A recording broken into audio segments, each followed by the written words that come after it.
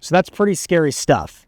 And if you've been experiencing similar things, you're not alone. This is impacting everybody right now.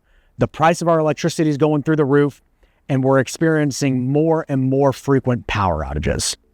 If you're ready to resolve all of those issues, then this next part is exactly what you've been waiting for. So how does solar work? Well, it's pretty intuitive. When the sun shines, solar panels produce electricity. Well, half of the time, the sun does not shine. If you had only a solar system on your home, and your system were designed to produce all of your home's electricity, then it's going to produce all of your home's electricity only when the sun is shining, which would mean that that surplus power that you're producing, you would share it with the grid or with your neighbors. That is called exporting electricity. So, a solar-only system produces electricity during the day. If it's producing all 24 hours worth of electricity for your home, you're shipping and exporting that surplus power to the grid. And in which case, at night, you would be importing and using electricity from the grid. The issue is, depending on which grid company you're with, they will value the electricity that you produce differently than what they're going to bill you for what you import. And we want to help you live well off-grid. So how do we do that? That's where batteries come into the mix. If you have a battery in addition to your solar, then the surplus electricity that your system produces during the day, you will store that electricity in your batteries, then use that battery's electricity at night. That's called self-consumption mode. So now your system produces electricity during the day. You store a reservoir of electricity on site in your batteries, and then you use your battery's electricity at night instead of importing power from the grid. So now that means for you, you're exporting less and you're importing far less. And with the right setup, we can import zero from the grid. The second benefit of batteries is, of course, backup power, which means in the event of an outage, you'll have an indefinite cycle of electricity to power your home. So long as the sun rises the next day, you'll have electricity to recharge the batteries and power your home when the sun is shining. When the sun sets, you'll use the battery's electricity to continue to power the home. Of course, there's all sorts of anecdotal scenarios that could impact that. In Texas, we don't get a lot of snow, but even this week, there was snow down in Houston, which is really odd. And you know what? They make tools. Right from the ground, you could use a soft roof rake to rake the snow off of your solar panels to make sure that they're producing even in a winter weather event. So what does it mean to live well off-grid? It means you're divorcing yourself from the rising electricity prices. It means that you're protecting your home, your family, your pets, and the food in the refrigerator from grid outages. It means that you're taking control of your home's energy and guaranteeing a fixed price that never goes up and never increases again. And what it really is an expansion pack to the American dream. Years ago, or recently, you made the decision to purchase your home. And so why continue to rent electricity from the grid? This is already in line with a strategy that you've chosen, which is build equity and a stored value in your home. And now you can do the same thing with your electricity bill. You're going to have more questions along the way, and we're going to help to answer those questions. And one of the most common ones we get is, well, what happens if I move? And it's really easy. Think about this.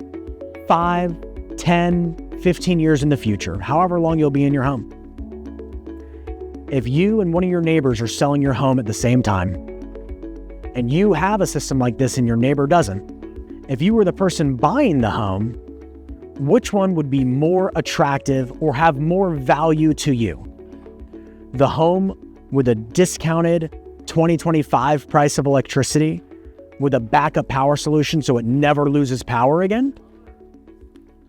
Or the home that's paying the inflated 2030, 2035, or 2040 price of electricity that would never go away and is still subject to grid outages? If you had to choose between the home with a system like this and a home without, which one would be the home that you choose?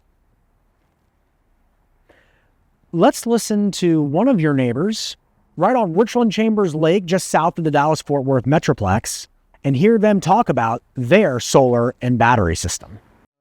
In solar in general. I was originally interested in a generator, but my neighbor has one. When the power goes off, it comes on. One day I was home and we had a storm. We lost our power. I didn't hear his generator. His starter battery had gone out. I travel for my company. If I'm on the road and that happened, it'd just drive me nuts. You would drive him nuts because he knows I couldn't fix it. Yeah. Yeah. The backup thing was really, really important to us because we get storms out here and the power might be out for 3 or 4 days, and our electric bill doubled in a year. Oh wow! I was on budget, but it doubled, and so it was. And that was before going solar. Oh yeah, so for us, the electric bill doubled. Absolutely. Before they even asked how it works or what you do, they say, "How much did it cost?" And so Randy and I gave a really good answer, and he did it. He gave it to you earlier, and it's basically our kids can take care of themselves. They're more successful than we are. And so we just decided to make this investment so that we wouldn't be without electricity for the rest of our life. In terms of what you want to back up, what are the most important things to keep on even if the grid goes down? So coffee. That was important. He would hook up the generator for coffee. I do. Priorities. Yes. Awesome. Definitely recommend the solar system to anyone who lives in a rural area where you're subject to outages during stormy weather. And there are storms in Texas that just can cause all kinds of grief. And so I'd recommend it to all of our neighbors. If they don't want to be without electricity, this is a much better way to go. You contact Solar Scouts. Thinking back before you went solar, what were your electric bills like then? Well, they average around $215 to $230 a month. Even with solar panels in the wintertime, they get up to around $700. Of course, the reductions from the solar panel will bring them down $150 to $200. So electric, solar, and generator, and like I said on down the road, putting batteries in will benefit me 100%. Where if I hadn't have done that, I'd be paying high bills right now. To me, it's a win-win deal. I'll give you, for instance, with the solar panels running even in the wintertime, my bill anywhere from $130 to $200, $300.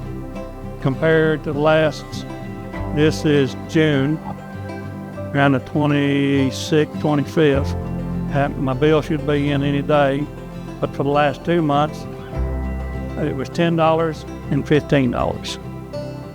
This past month, I'm waiting to see what it's going to be. And then in this setup, we'd be able to get the solar bill to, this is a rough estimate, and that price would never go up, never increase again. Oh, okay. Oh, that's really great. Pretty cool, right? It's really. A fixed amount would be great. I think we would probably lean more towards the own the outright system, the 100% offset. I really like that it's a fixed price.